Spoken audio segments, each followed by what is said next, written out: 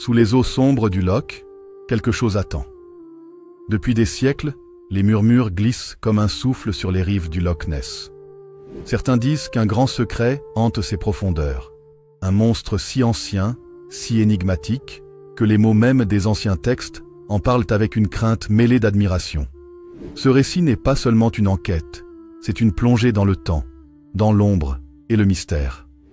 Aujourd'hui, je vous emmène avec moi, pas à pas, dans une exploration de ce que les anciens écrits, les récits oubliés et les légendes obscures révèlent à propos du monstre du Loch Ness, ce que peu osent encore évoquer. Vous allez découvrir des passages anciens, des témoignages douteux, des traditions orales et des hypothèses audacieuses sur une créature qui défie le temps. Si vous aimez les mystères, les légendes anciennes et les récits qui défient la raison, je vous invite à rester jusqu'au bout de cette vidéo. Abonnez-vous à la chaîne pour ne pas manquer les prochaines aventures. Laissez un like si ce voyage dans le temps vous intrigue et activez la cloche, car ce que vous allez découvrir pourrait bouleverser votre vision des profondeurs. Les anciens savaient, ils l'avaient vu, nommé et craint. Le monstre du Loch Ness. Un nom qui, à lui seul, évoque le frisson, le mystère et la fascination. Une silhouette qui glisse sous l'eau, une ondulation sur la surface calme du lac écossais, un regard furtif entre les brumes du matin. Depuis des générations, cette créature est devenue une légende. Mais si cette légende remontait bien plus loin que les simples contes modernes? Et si le monstre du Loch Ness était en réalité un vestige d'une époque oubliée, décrit dans les anciens textes, gravé dans les mémoires des druides et même mentionné dans les écrits religieux? Les premiers échos, le témoignage oublié de Saint Columba, 565, après J.C. La première trace écrite connue du monstre du Loch Ness ne vient pas d'un pêcheur ni d'un touriste, mais d'un moine irlandais du VIe siècle, Saint Columba. Dans la biographie rédigée par Adomnan de Iona, Vita Columbae, vers 690, il est relaté qu'un homme fut attaqué par une bête aquatique dans les eaux du fleuve Ness, qui relie le lac au nord de l'Écosse. Le passage dit ceci. « Et lorsque le saint vit le pauvre homme attaqué, il fit le signe de la croix et invoqua le nom de Dieu. La bête s'arrêta aussitôt, recula et s'enfuit terrifiée, comme si elle avait été tirée en arrière par des cordes. » Les mots d'Adomnan sont clairs. Cette créature inspirait la terreur et semblait dotée d'une intelligence étrange, réagissant à la foi ou à l'autorité spirituelle. Mais ce que peu de gens remarquent, c'est que le texte ne parle pas d'un simple poisson. Il évoque un monstre capable d'attaquer un homme et de se mouvoir à la surface de l'eau, dans un fleuve profond. Selon certains chercheurs écossais, ce récit pourrait décrire une créature préexistante au christianisme, vénérée ou crainte par les peuples celtes sous d'autres noms. Avant Saint Columba, les druides, les eaux et les esprits anciens. Bien avant l'arrivée du christianisme en Écosse, les Celtes adoraient et craignaient les forces de la nature. Pour eux, chaque lac, chaque source et chaque rivière possédait un esprit, souvent féminin, parfois monstrueux. Le Loch Ness, en particulier, était considéré comme une porte entre le monde des vivants et celui des anciens dieux. Des traditions orales transmises dans les Highlands racontent qu'un esprit aquatique nommé Ich-Uiske, prononcé Yach-Ushga, littéralement cheval d'eau, hantait les lochs et les rivières. Cet être mythologique prenait parfois la forme d'un magnifique cheval pour attirer les voyageurs, avant de les entraîner dans les profondeurs. Des archives celtiques comme le Carmina Gadelica ou des fragments retrouvés dans les manuscrits de l'île d'Iona mentionnent ces créatures des eaux. Le plus fascinant? Certains récits décrivent Lich-Uisge non pas comme un simple esprit, mais comme une créature immense, dotée d'un long cou et d'un corps semblable à celui d'un dragon aquatique. Ces descriptions, vieilles de plus de 1500 ans, ressemblent étrangement à ce que des milliers de témoins affirment encore voir dans le Loch Ness. Les symboles gravés dans la pierre, les Pictes et le serpent des lacs. Avant même les Celtes, les Pictes, un peuple mystérieux d'Écosse, gravèrent des symboles sur la pierre. Parmi ces symboles, retrouvés près d'Inverness et autour du Loch Ness, on distingue un motif énigmatique, Un grand animal aquatique au long cou, souvent représenté à côté d'ondes d'eau ou de spirales symbolisant le mouvement. Les archéologues appellent ce motif le Pictish Beast, la bête picte. Mais voici ce qui trouble les chercheurs. Cet animal ne ressemble à aucune espèce connue de la faune écossaise. Pas un cerf, ni un phoque, ni même un poisson. Le contour rappelle davantage celui d'un plésiosaure, un reptile marin préhistorique disparu il y a 65 millions d'années. Pourquoi les Pictes auraient-ils représenté une telle créature? S'agissait-il d'une légende, d'un symbole religieux, ou d'une observation réelle, transmise à travers les âges? Certains paléontologues, comme le professeur Denis Tucker, ancien du Natural History Museum, ont émis l'hypothèse que le monstre du Loch Ness pourrait être un reliquat d'espèces préhistoriques, piégé dans le réseau de lacs souterrains de l'Écosse depuis la dernière ère glaciaire. D'autres avancent qu'il pourrait s'agir d'un archétype ancestral, un symbole de pouvoir et de transformation, comme le serpent cosmique des traditions anciennes. Dans plusieurs civilisations antiques, les grands serpents ou dragons des eaux symbolisent le chaos primordial. La Bible parle du Léviathan, cette créature colossale surgissant de l'océan. Les textes babyloniens décrivent Tiamat, le dragon des eaux salées, et en Égypte, Apophis, le serpent géant, menaçait chaque nuit la barque du soleil. Ces mythes, bien que séparés géographiquement, partagent tous un thème commun, la présence d'un être ancien, gardien ou destructeur, dans les profondeurs aquatiques. Lorsque les Celtes ont rencontré le christianisme, ces symboles ont souvent été reconvertis en légendes locales. Ainsi, le monstre du Loch Ness pourrait être le dernier masque d'une entité plus ancienne, un héritage païen transformé au fil des siècles. Dans certaines versions celtiques, on disait que le lac Ness était un ancien lieu sacré, où l'on offrait des sacrifices pour apaiser le gardien des eaux sombres. Le Loch Ness, un lieu géologique unique. Derrière le mythe, la science aussi trouve de quoi alimenter la légende. Le Loch Ness est un lac glaciaire profond de plus de 230 mètres, l'un des plus profonds du Royaume-Uni. Sa profondeur, sa faible visibilité, moins de 3 mètres sous l'eau, et son réseau de cavités souterraines interconnectées font de lui un véritable monde caché sous la surface. Des études géophysiques menées par le British Geological Survey ont montré que le loch communique avec d'autres nappes souterraines. Certains scientifiques, comme le géologue Adrian Shine, ont émis l'idée qu'une grande créature pourrait, en théorie, se déplacer entre ces cavités sans être vue, expliquant les rares et étranges apparitions du monstre. Et selon les anciens textes celtiques, ces cavités étaient justement appelées les portes de l'autre monde, un lieu où la frontière entre les réalités était mince. En 2018, un chercheur indépendant, Andrew Mackenzie, a révélé avoir retrouvé dans un manuscrit du XIIIe siècle conservé à la Bodleian Library d'Oxford, un passage faisant allusion à une bête géante résidant dans les eaux du Nord, dont le rugissement ébranle les montagnes. Le texte, attribué à un moine bénédictin du nom de Brother Alcuin of Fearn, mentionne « Les hommes du Nord redoutent les profondeurs. Une chose ancienne, née avant Noé, veille sous les flots. Nul ne doit troubler son sommeil. » Cette description, bien que poétique, correspond étrangement à la croyance selon laquelle le Loch Ness serait habité par une créature pré-adamique, un être antérieur à l'humanité. Ces mots font écho à d'autres écrits apocryphes, notamment le livre d'Enoch, qui mentionne des créatures nées avant le déluge et liées dans les abîmes des eaux.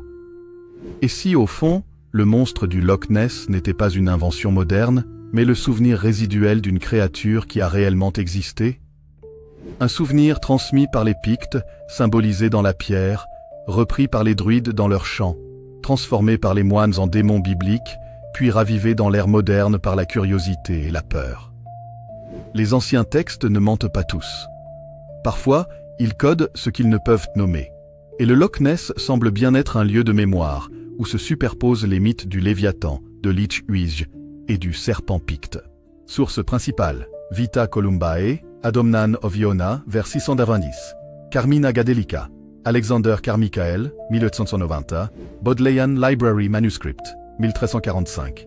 Chronica Borealis, attribué à Alcuin of Fearn, British Geological Survey, Loch Ness Project Reports, 1991-2019.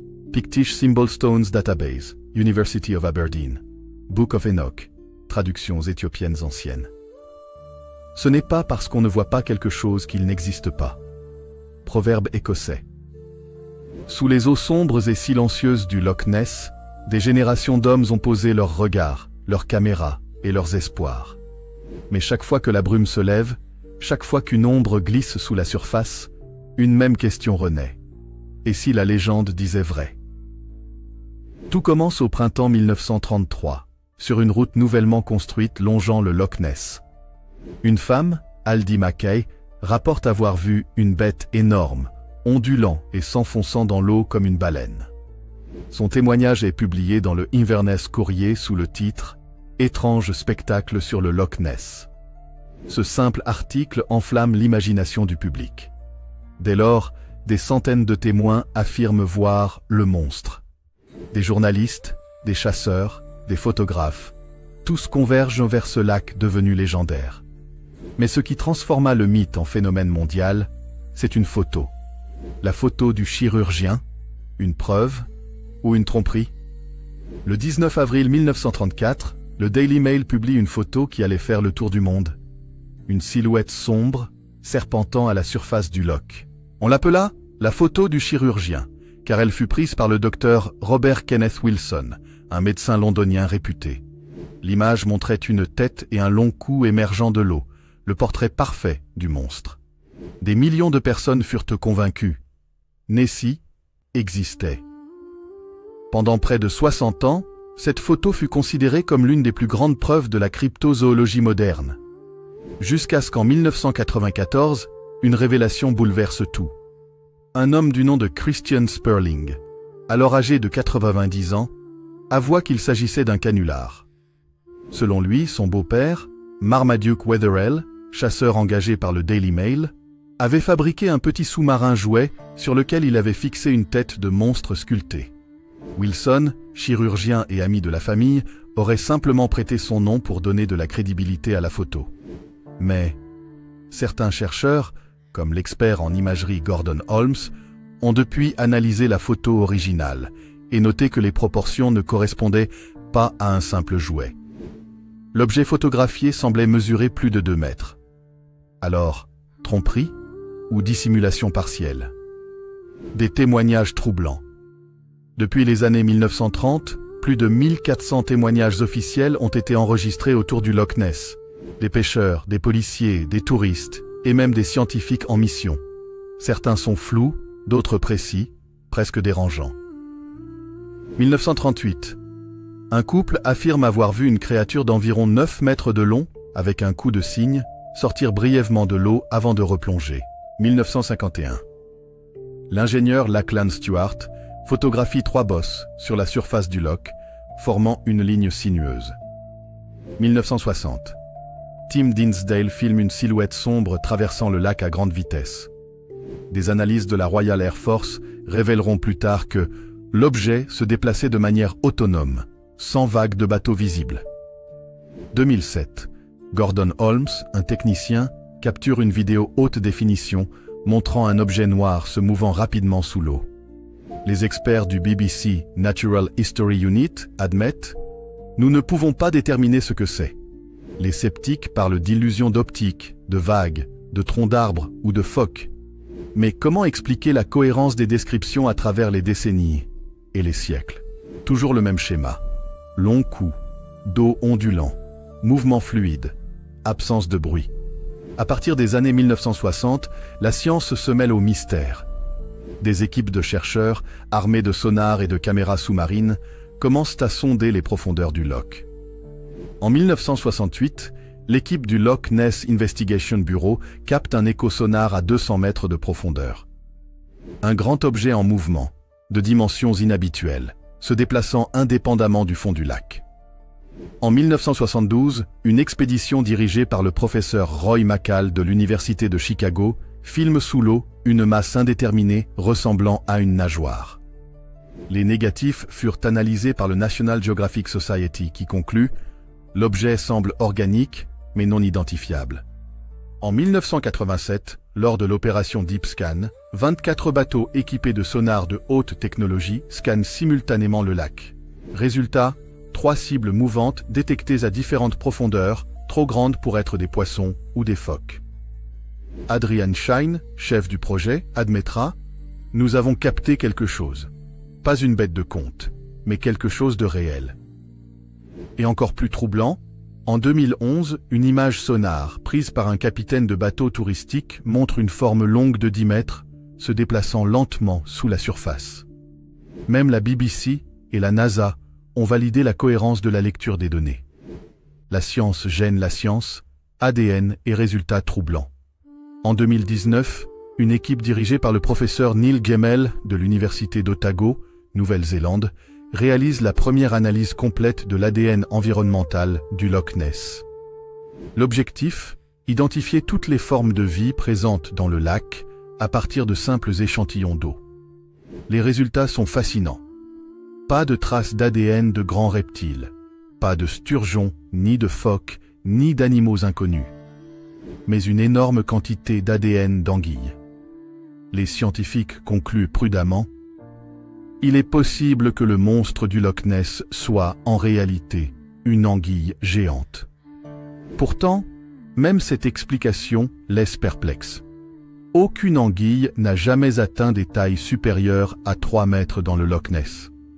Alors comment expliquer les témoins parlant d'une créature de 10 mètres de long, au cou de serpent? Certains biologistes pensent que les anguilles peuvent muter ou se regrouper, formant des colonies allongées. D'autres, comme le cryptozoologue Karl Schucker, avancent une théorie plus audacieuse. Et si ce que nous appelons Nessie n'était pas un individu, mais une manifestation d'un phénomène biologique inconnu? Les hypothèses alternatives, une porte sur autre chose. Et c'est ici que la science moderne rejoint étrangement les mythes anciens. Les géologues savent aujourd'hui que le Loch Ness est traversé par une faille tectonique majeure, la Great Glen Fault, qui s'étend sur toute l'Écosse. Certaines zones du lac dégagent de fortes anomalies magnétiques et des courants sous-marins étranges. Des chercheurs comme le Dr Jonathan Downes, Centre for Fortean Zoology, ont suggéré que ces zones pourraient générer des effets électromagnétiques capables d'altérer la perception humaine, expliquant les visions soudaines et les disparitions. Mais une autre hypothèse, bien plus ancienne, ressurgit. Et si le Loch Ness était une sorte de porte interdimensionnelle, un lieu où les réalités se croisent, comme le disaient les druides? Les textes celtiques évoquaient déjà ces eaux qui ouvrent les chemins du dessous. Les géophysiciens confirment qu'il existe des cavités profondes reliées à d'autres lochs, certains encore inexplorés. Certains plongeurs affirment même avoir ressenti une présence ou entendu un grondement sourd venu des abysses. L'explorateur américain Dr Robert Reines, qui mena plusieurs expéditions entre 1972 et 2008, déclara avant sa mort: « Nous ne cherchons pas un monstre, nous cherchons la trace d'un phénomène, peut-être biologique, peut-être autre chose. » Les témoignages militaires et scientifiques cachés. Peu de gens le savent, mais pendant la Seconde Guerre mondiale, le ministère britannique de la Défense avait installé des stations sonars dans le Loch Ness pour tester la détection sous-marine. Selon un rapport déclassifié en 2004, des échos anormaux furent enregistrés à plusieurs reprises, se déplaçant à des vitesses irrégulières. Le rapport mentionne « Objet immergé non identifié, vitesse, 10 nœuds, profondeur, 180 mètres ». Les ingénieurs militaires ont d'abord cru à des sous-marins allemands. Mais aucune trace de ceux-ci n'a jamais été trouvée. Et si, derrière le mythe, se cachait un phénomène que même les instruments militaires ne peuvent identifier? Quand la science n'explique plus, la mémoire parle. Malgré toutes ces expéditions, malgré les radars, les drones, les analyses ADN, le mystère persiste. Et ce mystère, lui, ne faiblit pas. Car à chaque fois que la science avance une théorie rationnelle, une nouvelle observation surgit, inexplicable. Peut-être que Nessie n'est pas une créature au sens biologique du terme. Peut-être est-elle un écho d'un autre temps, une mémoire collective matérialisée par la conscience humaine. Les anciens textes parlaient d'un gardien des eaux. La science, elle, parle d'un écosystème unique. Entre les deux, se glisse un silence. Et dans ce silence, le monstre du Loch Ness continue d'exister. Sources principales: Inverness, Courier Archives, 1933-1934, Daily Mail Archives, The Surgeon's Photograph, 1934, Loch Ness Investigation, Bureau Reports, 1968-1972, Deep Scan Project, British Geological Survey, 1987, Environmental DNA Survey of Loch Ness, University of Otago, 2019. National Archives, Ministry of Defense Files, Sonar Tests, 1940-1944. BBC Natural History Unit Reports, 2007. Là où la science s'arrête, commence la mémoire du sacré. Les eaux du Loch Ness, sombres et insondables, ne sont pas seulement un lieu de légende, mais un sanctuaire. Un espace où, depuis des millénaires, les peuples ont senti une présence, ont perçu quelque chose. Et si ce lac n'était pas seulement le refuge d'une créature inconnue, mais le berceau d'un ancien culte, gardien d'un secret spirituel que le monde moderne a oublié. Bien avant les chrétiens, les Highlands écossais abritaient une société de prêtres et de prêtresses appelés les druides. Pour eux, les lacs, ou lochs, étaient les miroirs du monde des esprits. Leur surface calme n'était qu'une frontière, un voile entre le monde visible et le monde caché. Le Loch Ness, par sa profondeur et ses anomalies naturelles, était considéré comme l'un des points d'énergie les plus puissants d'Écosse. Les textes celtiques, comme le Lebor Gabála Érenn et certains fragments du Carmina Gadelica, mentionnent des femmes des eaux qui gardent la porte du dessous. Ces prêtresses, appelées Bannigeach, étaient à la fois prophétesses et gardiennes. On disait qu'elles pouvaient communiquer avec les esprits du lac et avec la créature qui y dormait. Un ancien poème gaélique du IXe siècle évoque « Sous la brume du matin, elles murmurent à celui qui veille, celui qui ne dort jamais, celui qui garde la mémoire du Nord. » Les druides croyaient que cette présence était un messager des dieux anciens, ni maléfique, ni bienveillant, mais équilibrant les forces de la nature.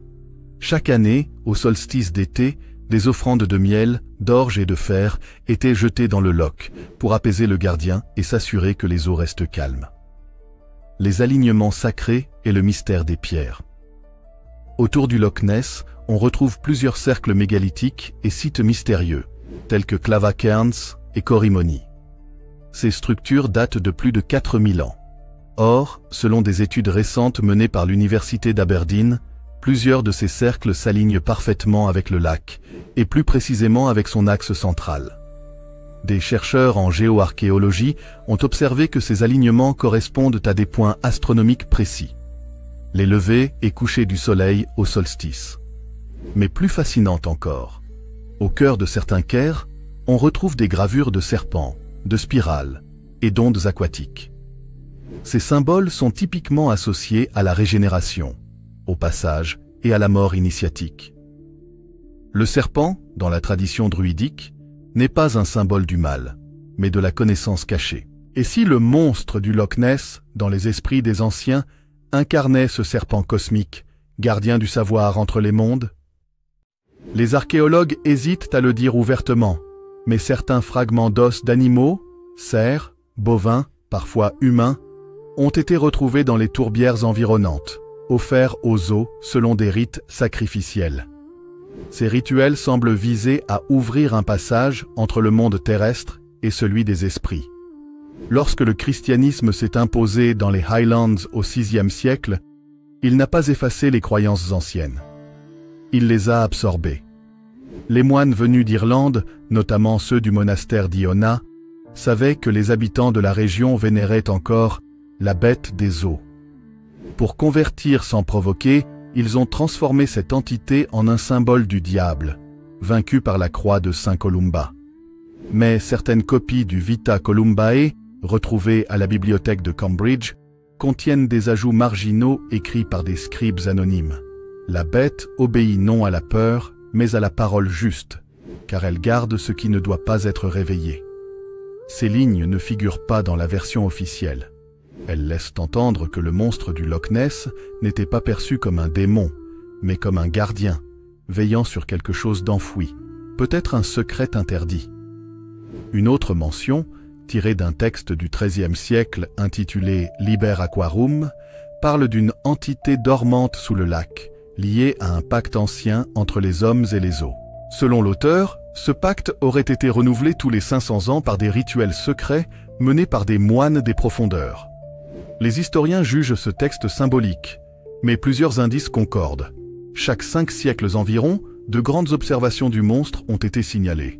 Vers 565, Saint Columba, autour de 1100, les chroniques bénédictines, puis au XXe siècle avec l'explosion des témoignages modernes.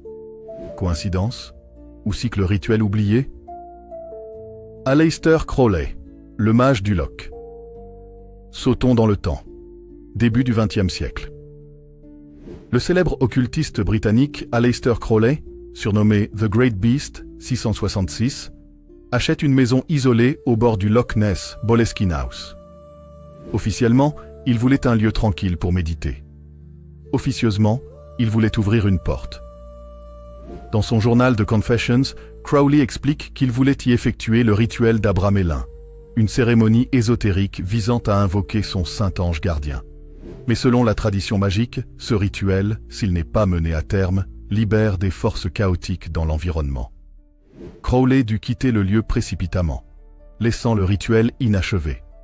Depuis, les habitants affirment que l'énergie autour du Loch s'est assombrie.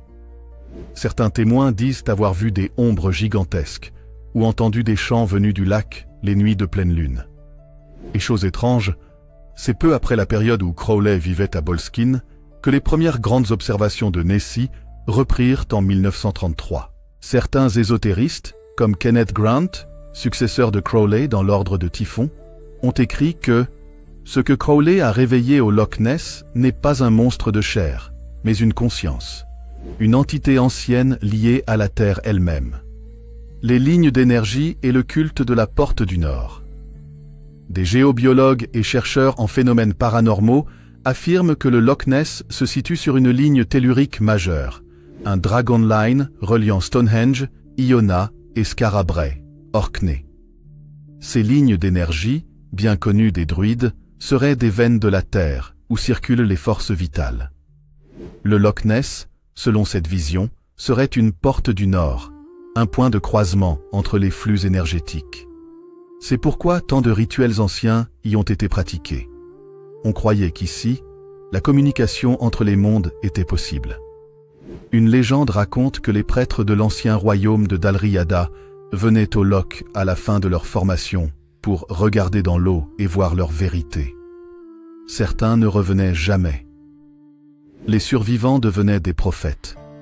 Même les témoins modernes, après avoir vu Nessie, décrivent souvent une sensation étrange, une paix mêlée de terreur, comme s'ils avaient effleuré quelque chose de sacré. L'expérience n'est pas seulement visuelle, elle est spirituelle. En explorant les archives des Highlands, un texte du XVIIIe siècle, The Secret Chronicle of Invermorriston, mentionne ceci. Les anciens savaient que la bête n'était pas le danger, mais le signe. Car lorsque l'humanité oublierait la mémoire des eaux, elle viendrait rappeler la promesse. Ce mot, promesse, revient souvent dans les écrits celtiques, Géas, un serment magique, une interdiction sacrée. Certains chercheurs pensent que le monstre du Loch Ness représente le Géas du Nord, la promesse entre la nature et l'homme, brisée à chaque fois que l'humanité exploite ou profane les éléments. Dans ce sens, Nessie serait le gardien du seuil, pas une bête, mais un symbole vivant, la matérialisation du déséquilibre entre les mondes. Et c'est peut-être pour cela qu'elle ne peut être capturée ni photographiée clairement, parce qu'elle n'est pas tout à fait ici. Une étrange coïncidence, le lien avec la constellation du Dragon. Plusieurs chercheurs en symbolisme ont remarqué que, depuis certains points autour du Loch Ness, les alignements mégalithiques forment une correspondance parfaite avec la constellation de Draco, le dragon céleste. Les anciens auraient donc relié la bête du Loch au dragon du ciel, reliant le microcosme terrestre au macrocosme cosmique. Dans la pensée druidique, tout est miroir, le ciel et la terre, l'eau et le feu, le haut et le bas. Ainsi, la créature du Loch Ness serait le reflet terrestre du dragon des étoiles, le gardien cosmique du Nord. Et cette corrélation renforce l'idée d'un culte originel, bien plus anciens que les Celtes eux-mêmes, remontant peut-être aux premiers peuples mégalithiques d'Europe. Au fil des siècles, les légendes se sont transformées, les symboles ont changé de visage. Mais le cœur du mystère reste le même. Le Loch Ness est un seuil, et Nessie, qu'on l'imagine monstre, esprit ou gardien, incarne ce passage entre le monde visible et l'invisible. Les druides, les moines et les occultistes l'ont compris chacun à leur manière. Ce qui dort dans le loch n'est pas une bête, mais une mémoire, celle de la terre elle-même. Peut-être que chaque fois qu'elle émerge, ce n'est pas pour effrayer, mais pour rappeler que le sacré existe encore, même sous la brume. Source principale, Carmina Gadelica, A. Carmichael, 1890. Liber Aquarum, manuscrit médiéval, Bodleian Library, Oxford. Lebor Gabala, Eren, chronique irlandaise ancienne. The Confessions of Alistair Crowley, Ninanton Darkness. The Typhonian Tradition, Kenneth Grant, 1955. University of Aberdeen, Archaeological Reports, 2012-2018. The Secret Chronicle of Invermoriston, Highland Archives, 1767. Certains mystères ne sont pas faits pour être résolus, car ils protègent quelque chose de plus grand que nous. Vieil adage celte. Les rumeurs autour du Loch Ness n'ont jamais cessé de croître, mais derrière les histoires de touristes, de photos floues et de légendes modernes, une vérité plus ancienne, plus dérangeante, s'étend comme une ombre silencieuse sous la surface de l'eau. Une vérité que les anciens textes, grecs, celtes et même bibliques, auraient tenté d'enfouir sous des symboles, des métaphores et des interdits. Et si le monstre du Loch Ness n'était pas une créature au sens biologique du terme, mais un gardien, un relique vivante d'une époque où le monde des hommes et celui des esprits se mêlaient encore? Au VIe siècle, lors de la mission du moine Saint Columba en Écosse, un passage de ses écrits atteste qu'il aurait rencontré une bête aquatique sur le fleuve Ness. L'histoire est connue, souvent citée, mais rarement lue dans sa version intégrale. Le texte en latin mentionne que la créature surgit des eaux comme un démon, ses yeux flamboyaient et l'air se chargeait d'une chaleur étouffante. Mais une phrase est souvent omise. Et la bête retourna au fond, là où les anges déchus furent enchaînés. Vita Sancti Columbae, manuscrit du monastère d'Iona. Cette phrase, si elle est authentique, changerait tout, car elle fait directement référence à une croyance issue du livre d'Enoch, texte apocryphe, où les anges déchus furent enchaînés sous les montagnes et sous les eaux, pour ne jamais remonter à la surface avant la fin des temps. Le monstre du Loch Ness ne serait donc pas un simple animal, mais une sentinelle, placée là pour garder un sceau spirituel, un portail entre deux mondes. En 1896, des fouilles archéologiques près d'Invermoriston ont révélé une série de pierres gravées avec des symboles nordiques. L'un d'eux représentait un serpent gigantesque entourant une forme circulaire, le lac. Sous la gravure, on pouvait lire en vieux norrois « Elle garde la porte des eaux profondes. Quand les hommes oublieront les anciens pactes, elle remontera. » Les chercheurs y ont vu une simple allégorie de Jormungandr, le serpent de Midgard de la mythologie nordique. Mais une étude comparée menée par l'historien William R. Morrison, Université de Glasgow, 1972, a mis en évidence une similitude frappante entre ces runes et celles trouvées dans des sites mégalithiques, en Arménie, au bord du lac Sevan, où circulait une légende identique sur une déesse serpent gardant un portail d'eau. Comment expliquer qu'un mythe aussi précis ait traversé les continents et les millénaires? L'hypothèse avancée par Morrison, controversée à l'époque, est que le Loch Ness serait un point de convergence ancien, une sorte de nexus tellurique, où les anciens peuples auraient senti une énergie inhabituelle, presque sacrée.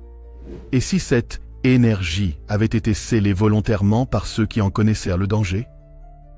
Dans les archives du Vatican, une copie partielle d'un texte intitulé Liber Obscura Aquarum a été découverte en 1924. Le texte, censé provenir du monastère d'Iona, 8e siècle, mentionne l'existence de gardiennes aquatiques placées par Dieu pour surveiller les portes des enfers. Ces créatures, mi-anges, mi-bêtes, n'étaient ni totalement physiques ni totalement spirituelles. Un passage traduit du latin dit « Sous les eaux froides du nord dort la gardienne de la seconde porte. Ses yeux voient dans les deux mondes. Si elle s'éveille, les chaînes seront brisées. Certains chercheurs pensent que cette seconde porte correspondrait à un axe spirituel reliant la Terre à ce que les anciens appelaient les royaumes inférieurs. Un concept retrouvé dans de nombreuses traditions, du shéol hébraïque au tartare grec. Les moines d'Iona, conscients du pouvoir de ce lieu, auraient alors volontairement bâti leurs monastères autour du loch, non pour fuir la créature, mais pour la contenir par des prières continues. L'ordre de silence imposé par Rome à partir du IXe siècle aurait pour but d'empêcher toute mention de ces pratiques non orthodoxes. En 1975, le docteur Robert Rines mena une expédition sous-marine dans le Loch Ness avec des sonars et caméras infrarouges. Les images floues d'une nageoire géante firent le tour du monde. Mais ce que l'on sait moins, c'est qu'une seconde série d'images, classées à l'époque, aurait montré une structure circulaire au fond du loch, une formation rocheuse impossible d'origine naturelle. Ces clichés ont disparu des archives quelques mois après leur découverte. Plusieurs membres de l'équipe auraient rapporté, hors caméra, des phénomènes étranges, perte de repères, altération du temps, bruits sous-marins semblant répondre à leurs impulsions sonores. Depuis, chaque expédition scientifique majeure dans le Loch Ness a été accompagnée d'anomalies magnétiques et de dysfonctionnements électroniques inexpliqués. Comme si le lieu lui-même se défendait. Et certains chercheurs écossais affirment aujourd'hui que la récente baisse du niveau d'eau du loch aurait rompu un saut naturel. Peu après, plusieurs témoins ont rapporté voir à nouveau la silhouette sombre ondulée près d'Urquhart Bay, après près de 20 ans de silence. Les textes sumériens, les prophéties celtiques et certains manuscrits chrétiens parlent d'un retour cyclique, celui d'une bête des eaux annonçant un changement cosmique. L'astrophysicienne Sarah Grant, Université d'Édimbourg, a récemment publié une étude sur la correspondance entre les mouvements stellaires et les apparitions du monstre. Les pics d'observation coïncideraient étrangement avec des alignements rares entre Sirius, Orion et les Pléiades. Les anciens Celtes associaient justement ces constellations au passage entre mondes. Et selon une note marginale du Liber Obscura Aquarum, datée du 8e siècle, lorsque les étoiles du chasseur, de la gardienne et du trident s'aligneront, les eaux parleront de nouveau. Or cet alignement précis aura lieu en 2025. Est-ce une coïncidence ou une annonce du retour d'une puissance que les anciens avaient tout fait pour endormir? Les légendes ne sont jamais de simples histoires. Elles sont des fragments de mémoire, laissés par des civilisations qui savaient bien plus que ce que nous croyons. Peut-être que le monstre du Loch Ness n'est pas un prédateur, ni un survivant d'une ère préhistorique, mais un symbole, celui d'une frontière fragile entre la terre et l'invisible. Les anciens textes ne cherchèrent pas à nous effrayer. Ils voulaient nous avertir. Il existe des lieux où le monde visible et le monde caché se frôlent, des lieux où le temps se tord, où la conscience s'altère. Le Loch Ness en fait partie. Et si, au lieu de chercher à capturer le monstre, nous devions comprendre pourquoi il veille? Et voilà. Notre voyage au cœur des brumes du Loch Ness touche à sa fin. Mais si vous avez ressenti ce frisson, ce mélange d'émerveillement et de mystère, alors vous savez maintenant que le monstre du Loch Ness n'est peut-être pas une simple légende. C'est un écho, un murmure venu d'un autre temps, d'un monde où l'homme savait encore écouter la terre, les eaux et les ombres qui les habitent. Ce récit n'avait pas pour but de prouver, ni de convaincre. Il avait pour but de réveiller la curiosité, de raviver le feu du doute sacré, celui qui nous pousse à chercher ce qu'on nous a appris à ignorer. Et si, au fond, la créature du Loch Ness n'était que le reflet de ce mystère en chacun de nous, cette part d'inconnu qui sommeille dans les profondeurs de l'esprit humain? Merci, du fond du cœur, d'avoir suivi cette histoire jusqu'au bout. Votre présence, votre écoute, vos partages et vos commentaires donnent vie à chaque mot, à chaque recherche, à chaque mystère raconté ici. C'est grâce à vous que ces récits continuent de vivre, de vibrer et de défier le temps. Si cette vidéo vous a captivé, prenez un instant pour laisser un like, vous abonner à la chaîne et activer la cloche de notification afin de ne pas manquer les prochains voyages à travers les secrets oubliés du monde.